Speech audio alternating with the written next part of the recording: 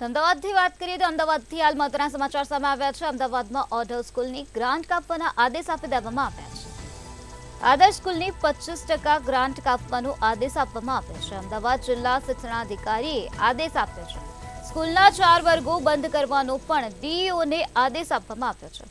શિક્ષકનું ખોટી રીતે રાજીનામું લઈને કાઢી મૂકવામાં આવ્યા હતા, ત્યારે શિક્ષકને ખોટી રીતે કાઢવાનું ષડયંત્ર હોવાનું સાબિત થયું। સ્કૂલ વહીવટ સરકાર હસ્તક લેવાનો પત્ર કમિશનરને કરાશે। કમિશનરને આ પત્ર રજૂઆત કરવામાં આવશે।